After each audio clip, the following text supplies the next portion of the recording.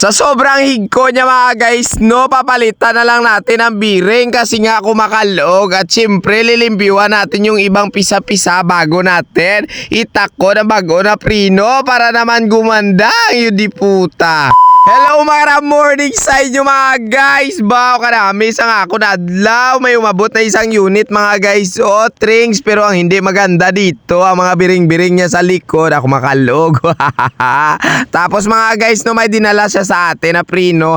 Hydraulic mga guys, no, pero yung brand hindi Shimano. Pero okay lang yan mga guys, ay tatakot pa rin natin yan mamaya. Pero bago yan mga guys, no, sabi ni Idol sa akin, lilimpiwan daw natin ang mga ibang pisa-pisa kasi ay madugay daw hindi ito na serbisado. Serbisa natin ngayong adlaw.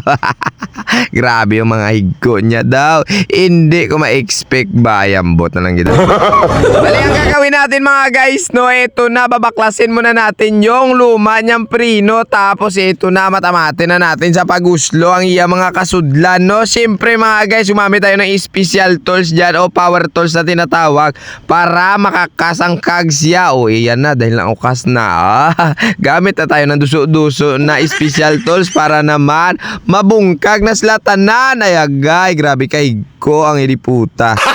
Gago! So ayan na nga ni mga guys, no, bali na baklas na natin. Pero yung problema natin dito, maalog-alog nga ni yung mga biring niya. Kaya nagpasya na lang ako na palitan na lang ng bago yung likodan na area. O tapos ito na, ay namat-amat ko na mga guys yung mga biring-biring na nabilin. Pinanguksan ko ng silyo kasi nga ay gagamitan natin ng toothbrush. O ginamitan natin mga guys ng langis-langis, no. Matapos nating limpiwan, siyempre pipiswitan na natin. And then ay pupuswa ka ng angin-angin. Okay.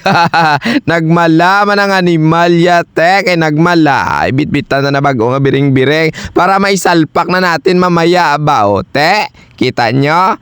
Kita nyo pinangabudlayan ko? Ay animal. Wow! Nung matapos na natin mga guys limpiwan, syempre babalik na natin yung spring at pulse niya. Pero hindi natin kinalimutan lagyan ng papadanlog siyempre, no, para naman mamaya tanglas na matunog lagtik ba.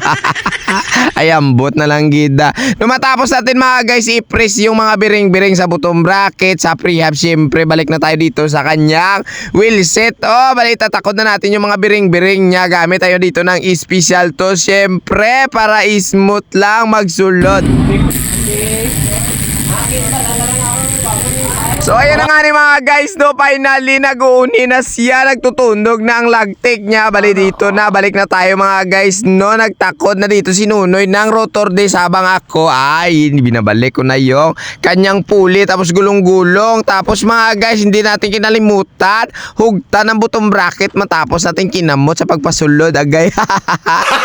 Gago! Nang matapos ko na mga guys itakod ang kanyang crankset, bali ginulo na rin natin dito yung chain niya kasi nga para ma-adjust natin ang kanyang kambyada. Aba, din na takambya na natin. Ito naman mga guys, oh, muntikan na natin makalimutan ang head parts pala ni Idol mga guys, no, mahigko na tapos ball bearing pa, kaya ang ginawa ni Manino ninyo minajik-magic para naman magtitinaw ang tsura. Dahil nga matinaw na, siyempre babalik na natin yan. Wow! At dahil nga naplastaran natin mga guys ang kanyang head parts sa ball bearing, no, dito na tayo. Bali ginulo ko na mga guys yung shock sabay sulsog sang iya system. Sulsog ba na nabalang ko ay di puta. Gago! Dahil nga nakabit na natin mga guys yung brake lever niya, syempre yung caliper hindi natin nakakalimutan, no. Dahil nga mga haba niya mga guys ang kanyang hydro hose tapos internal pa, ay kailangan natin niyang utdan ang iya punta. At syempre nung mautdan na natin, kailangan natin yan igulo. Oo, igulo natin yan mga guys sa kanyang frame kasi nga may butas dyan, tawag dyan internal ha. Sa mga manol, wag kayo magtanong-tanong, pamati kayo. O ayan na, nakita nyo na, nakabit na natin, no. So maraming salamat mga guys, natapos talaga ang ating obra ngayong umaga.